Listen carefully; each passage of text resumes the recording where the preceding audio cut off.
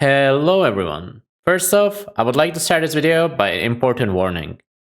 Do not trust any tier lists that have been posted so far. We definitely don't have enough information to create accurate tier lists.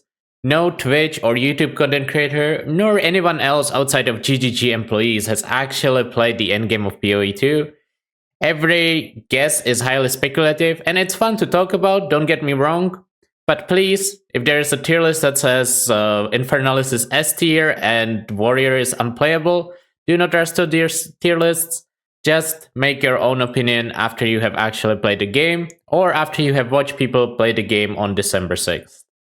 Until then, the only tier list that actually matters is this one. S tier is the thing you want to play.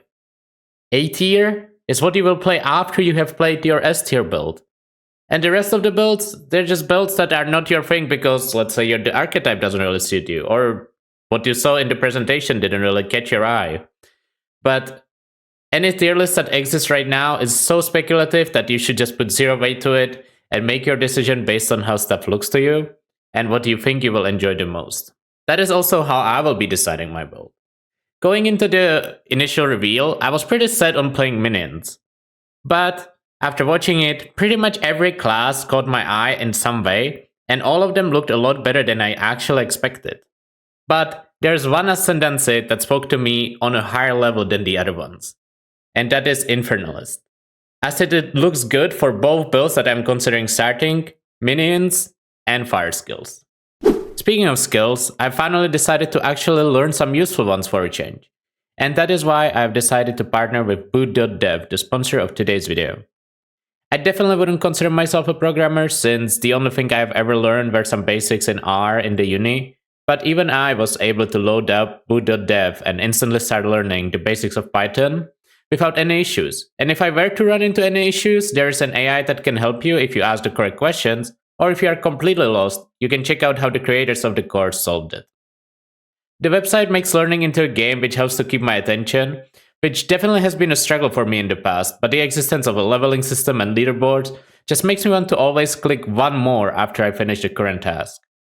So if you want to start learning Python or Go programming languages from start to finish, go to boot.dev and try out their free demos they offer for every course, and if you want to continue learning afterwards, you can use coupon Ventrua or click the link below the video to get 25% off for the first purchase, regardless of whether it's for 1 month or a full year. The last 2 days, I was pretty convinced I'm actually going to be starting a fire-based Infernalist. Just because the way channeling skills looked, both Incinerate, which kind of looks like Scorching Ray, Flamethrower-like type of skill, or Flame Blast, which you can now channel while moving, looked amazing. And Fireball, Flame Wall, all the fire skills actually look like they had nice coverage, decent damage at least in the videos they showcased, and in general it definitely spoke to me as I always loved Ignite in PoE1. Even though we can probably assume Ignite is going to work slightly differently in PoE2 as like additional damage rather than your main source, still, the fire-based caster was really interesting to me, and I was very, very close to be like, oh, I am gonna play this. But then we have seen a video today that kind of made me change my mind. As part of the teaser season, GG decided to highlight the usage of Scepters, and the way they decided to show it was by showcasing how an endgame minion build looks like. And honestly, it got me convinced. I wasn't necessarily sure whether I want to play minions, but seeing GGG's build, which is generally pretty unoptimized because they don't want to show like the best build possible and like dictate the meta and whatnot, it already looked very good in their showcase, and I can only imagine the second players get their hands on it, it's gonna look even better. So I've decided to start PoE2 Early Access as a Minion Enjoyer, with the option to respec into a Firecaster later, if I get bored, or if I want to try something different, or if somehow minions are not as good as I expect them to be. But honestly, I think there's a few reasons why minions are really, really good, and I don't think they will suck in PoE2, just because GGG put a lot of effort into making minions good. The quality of life improvements we got in PoE2 are insane. You can now Pokeball your Specters, you can revive your minions automatically when they die. And in general, they gave every minion an ability that you can actually control them to attack where you want and use special abilities for some minions. And I just can't believe that every single minion is gonna suck. There's gonna be some minions that will suck, sure, but there's also gonna be a lot of minions that are good.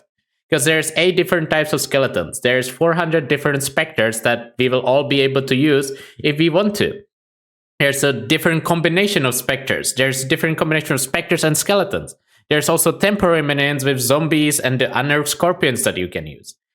And all that combined with the fact that whenever you try to boss on a build like minions, you can focus 100% of your attention on the boss and the abilities it's doing. And it will help you defeat the boss a lot faster in comparison to like a melee build that actually needs to learn every single ability while trying to go for damage as well. So I believe minions will be a very good tool to learn the bosses on the first playthrough. I believe minions will be very strong in PoE2 because clearly there has been a lot of effort put into them, and I don't think it's possible that every single minion sucks. Just because, listen, GGG is the best company I know, but I don't think even them can balance the game perfectly to a point where there is 400 specters and none of them is good because something will slip through the cracks. And the idea of dying to something and then summoning it as your specter to see why it killed you or why it's so good is also very fun to me. I think it's a good way of learning mob skills that you can use on your side. I think it's a good way of learning bosses, as I already mentioned. And in general, I think the amount of possibilities with minions is pretty much infinite.